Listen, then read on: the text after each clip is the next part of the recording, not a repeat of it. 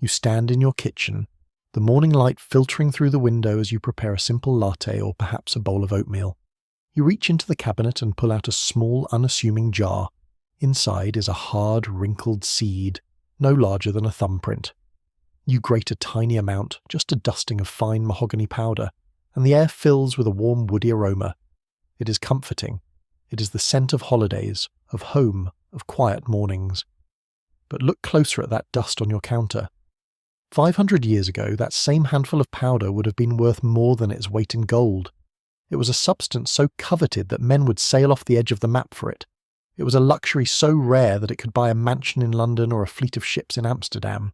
And for the people who lived where this seed was born, it was a curse that brought the end of their world. This is not just a spice. It is a relic of obsession, a catalyst for the birth of global capitalism, and the reason a tiny, swampy island in the Americas was traded for a jagged rock in the middle of the ocean. This is the story of nutmeg. To find its beginning, you must leave the comfort of your kitchen. You must travel back through the centuries, past the steam engines and the printing presses, until the world becomes a dark, vast, and mysterious place. You are a merchant in the year 1450. You are standing in a bustling market in Venice, the queen of the Adriatic. The air is thick with the smell of salt, damp stone, and the exotic perfumes of the East. You watch as a small silken pouch is placed on a scale. On the other side of the scale, the merchant places gold coins. The trade is equal. At this moment in history, no European knows where nutmeg actually comes from. To you, it is a miracle from a land of myths. The Arab traders who bring it to the ports of Alexandria tell stories of giant birds that guard the spice groves or of valleys filled with serpents. They keep the secret well, for secrecy is the source of their wealth.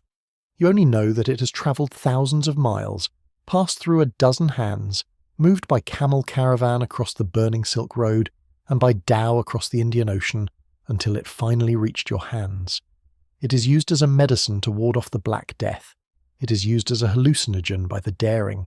It is used by the ultra-wealthy to mask the taste of salted, decaying meat during the long winters. It is the ultimate status symbol, a way to taste the very edge of the known world.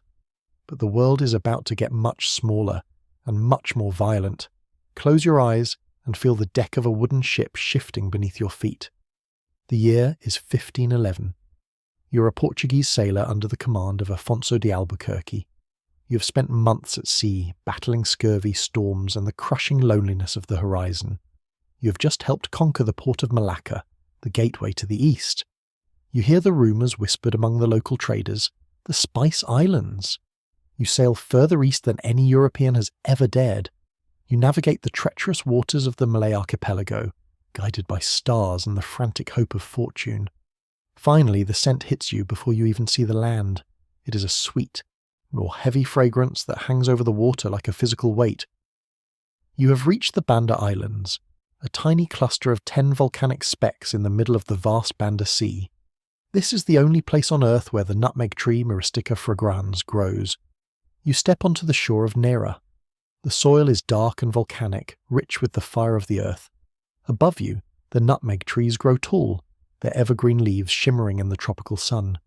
You see the fruit hanging from the branches, pale yellow husks that look like apricots. When they ripen, they burst open to reveal a dark, shiny nut wrapped in a brilliant blood-red lace. That lace is mace. The nut inside is nutmeg. To the Bandanese people, this is simply the rhythm of life. They have traded with Asians, Arabs, and Chinese for centuries in a loose, decentralized peace. They are a proud people, governed by village elders known as the Orang Kaya, the rich men. They have no king to conquer, no central treasury to seize. They simply live in the heart of the world's most valuable forest. But you, the European traveller, see something different.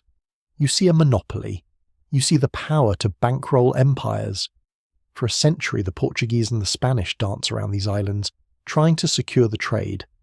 But they are soon eclipsed by a new power, one driven not by the crown but by the ledger.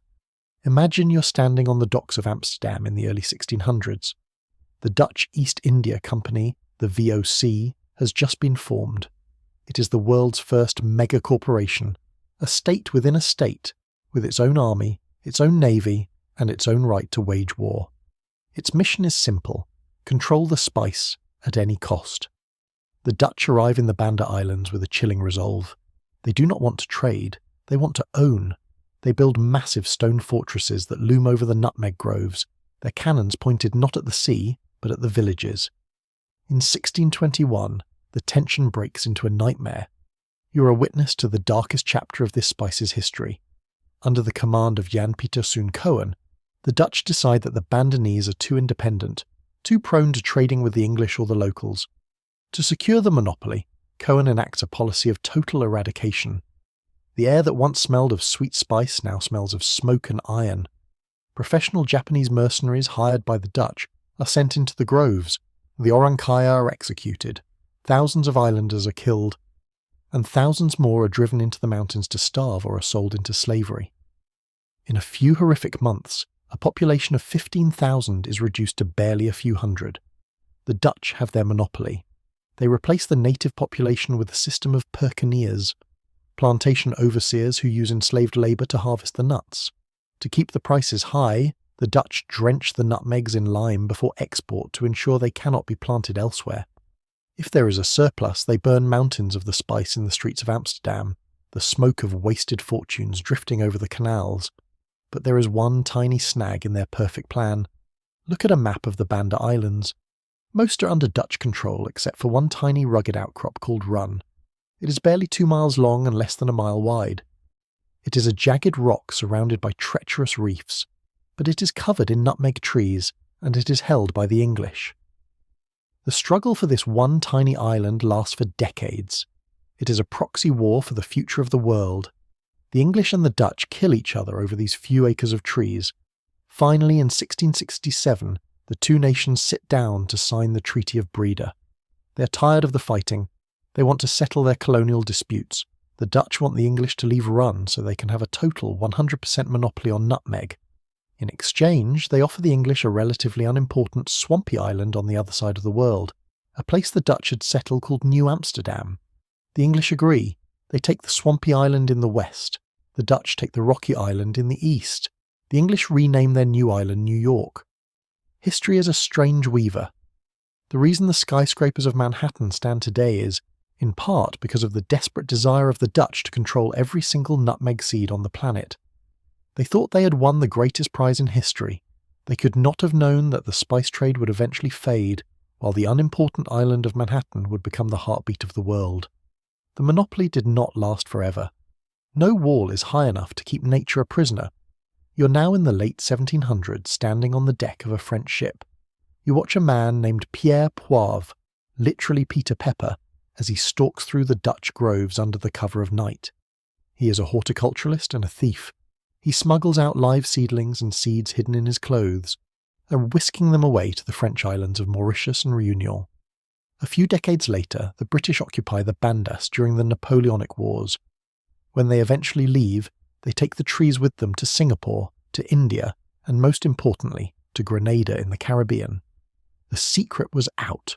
The fire was extinguished. The price of nutmeg began its long, slow decline from a king's ransom to a common pantry staple. Today, the Banda Islands are quiet. The great stone fortresses are crumbling, reclaimed by the moss and the vines. The descendants of the survivors and the settlers still harvest the fruit, and the volcanic soil still produces the finest nutmeg in the world. But the blood has washed away, leaving only the scent. When you look at that jar in your kitchen now, you see more than a spice. You see the ghostly outlines of tall ships. You see the rise and fall of the first corporations. You see the map of the world being redrawn by the nib of a pen and the edge of a sword. You see the immense, terrifying power of human desire. We crossed oceans and destroyed civilizations for a flavor. We traded the future of a global metropolis for a handful of seeds. So the next time you sprinkle that warm, woody powder over your drink, take a moment to savor it. You're tasting the ambition of empires. You're tasting the spice that built New York. You're tasting a history that is as dark, as complex, and as pungent as the nut itself. Something so small, yet it carried the weight of the world.